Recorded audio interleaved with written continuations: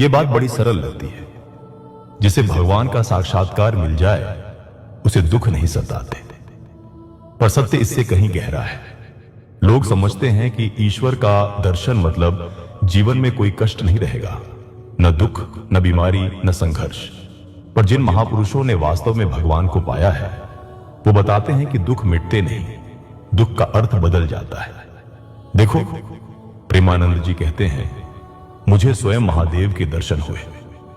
लोग तुरंत पूछते हैं, अगर महादेव तुमसे बातें करते हैं तो अपनी बीमारी क्यों नहीं मिटा लेते?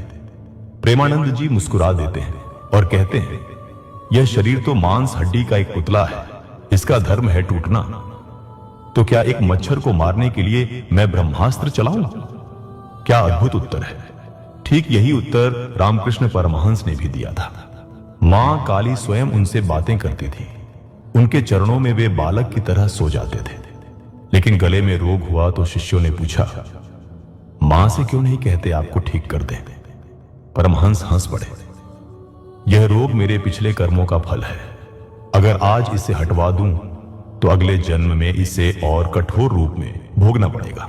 भाग्य से नहीं भागता, उसे समझकर पार किया जाता है। यही संतों की महानता है। वे जानते हैं दुख रोकने की चीज नहीं, उसे रूपांतरित करने की चीज है। दुख जब साधक को छूता है तो वह विष नहीं, विवेक बन जाता है। भक्ति का अर्थ यह नहीं कि भगवान मेरा दुख ले लो। भक्ति का अर्थ है, भगवान जो दिया है मैं उसे भी आपका प्रसाद मानकर स्वीकार करता हूं। जिस दिन मनुष्य अपने सुख को नहीं, अपने दुख को भी प्रसाद की तरह स्वीकारने लगेगा, उसी दिन वह ईश्वर के सबसे करीब खड़ा होगा।